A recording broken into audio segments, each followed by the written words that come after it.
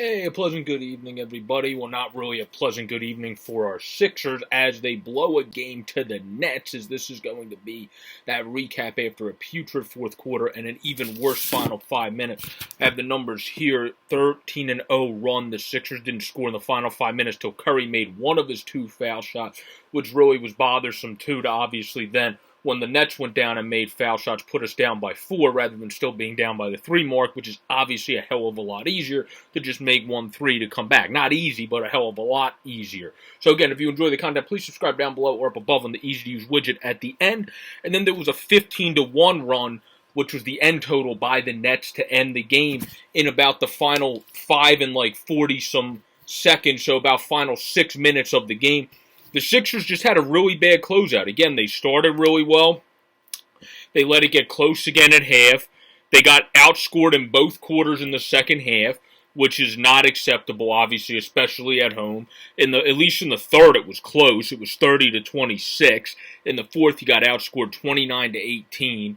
Overall, on the positive fronts, at least to get this out of the way, Steph Curry did ball. He had 4 rebounds.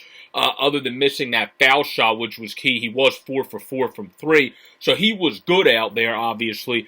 A big thing that was different in this game compared to last was I don't expect three-point shooters to be Mr. Consistencies out here, unless if you're the Corvers or the Steph or the Seth, even Currys of the world that are consistent. But Ferk was 1 for 4, and then I believe Gorgny Yang was 1 for 5. Yes, he was 1 for 5. So obviously those two things put together are not going to help you out. The three-point shooting was a big reason why they were able to win down in New Orleans, combined with the bench play. The Sixers got beat in those two departments today because Gorgny Yang and Ferk were not the same they were in the first game. So that's a huge difference in this game, where then you had the bench play of Patty Mills and especially LaMarcus Aldridge kicked your behinds, 23 points and 5 rebounds to look like the LaMarcus Aldridge of old pretty much, which I tweeted that in the first half, how he was just really playing well off the bench, but the Sixers were still looking solid overall at that point when it came to everything. And then obviously all crap hit the fan in the second half, and the Sixers blew the game and really had a putrid second half, almost even third quarter, at least, even albeit not being able to score enough and not being able to take control of the game like they did in the first half. Then they responded even less in the fourth, and really came out flat from not having that great of a third quarter, but at least close in terms of the points in the third quarter, where they just got thrashed in the fourth quarter when it came to the score total of 29-18, and that is unacceptable when you're at home. I don't care if we don't have Ben Simmons. They don't have Kyrie Irving, and you hear everybody talk about it. That is NBA experts that know a hell of a lot more than any of us fans, including myself, that they can't score at the same rate without Kyrie Irving. And you limited Kevin Durant enough in the first half. James Harden messed up his back, and he was still able to get 27-8, and you saw that was affecting him. He was grimacing a bit there. And then you had Kevin Durant, 29, 15, and 12, after you were able to limit him at least in terms of the scoring sheet, in terms of the points in the first half. He still had a good assist number, and then he just torched you the entire second half, and you had no answer where they did have an answer for us. The reason they limited us at the three-point line was Javon Carter, who couldn't score in the game other than the 1-3 he made, was really playing good defense and kind of bouncing around all over the place out there to be able to just limit the guys at the three-point line and just always limiting a shot there. And that was a key difference as well. Their bench did not just play well in Patty Mills' department, who still hasn't missed a 3. And then in terms of the LaMarcus Aldridge killing us department, it was also their bench D'd up and made a huge difference, where Matisse Thybulle on the defensive end wasn't bad in this game. He had 3 assists, 4 points, looked good on defense.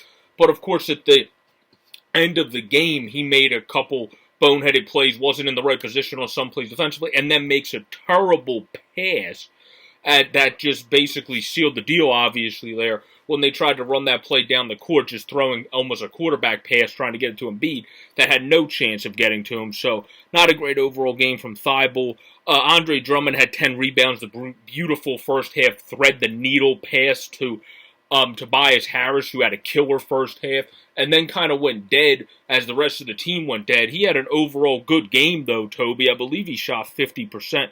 Yeah, 50% from the floor, 3 of 4 from 3. But obviously, we need to see this team, somebody, whether it was Joel, whether it was Toby, whether it was Seth, you would like to have seen, or one of the guys, Gorge Niang, the three-point shooters, Ferk, just pick it up and get key shots, which they couldn't do to round out this game. Again, a 13-0 run in the final 5 until Curry made one of his 2 foul shots, and then a 15-1 run by the Nets to round out the game.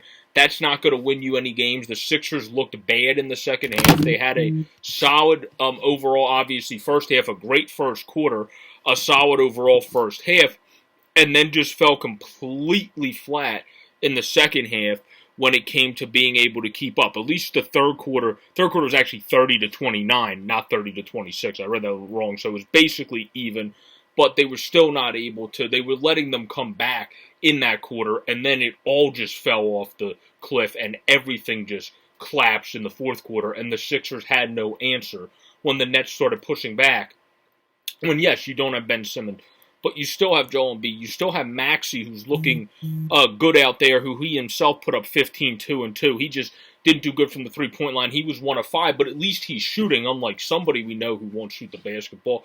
So at least he was putting up the shots. He didn't make them, but I don't expect him to be great there. The guys like Gorge Niang, you want to keep seeing them putting up the shots, and Ferk missing were a difference in this game, but the big difference was the Sixers didn't D up well at all when it came to closing out this game. The Brooklyn Nets did, and then LaMarcus Aldridge and Patty Mills killed you off the bench, while Javon Carter played the Thibault role and killed us off the bench in a defensive aspect in order to beat the Sixers tonight. That really was the difference in terms of that second half and the Sixers collapsing. So hopefully, our Philadelphia 76ers are able to have a quick rebound from obviously a very bad loss as they play on Sunday the Oklahoma City Thunder at the Thunder at 7 p.m. Obviously, that's a game where Philadelphia 76ers should be able to win, so they need to rebound, wipe the slate clean, and just learn and grow from this game because it was a putrid closeout, a putrid second half, and that's what cost them this game. So I hope you all like this reaction. Subscribe down below and subscribe up above at the easy-to-use widget if that makes it easier for you. This has been a reaction to the Sixers blowing the game to the Brooklyn Nets, as they should have been able to close this one out. If they just had a decent second half and a decent fourth quarter, they should have been able to win this game, but they couldn't get it done tonight. Hopefully they rebound against the Oklahoma City Thunder. Peace out, everybody, and go Sixers, rebound against them Thunder.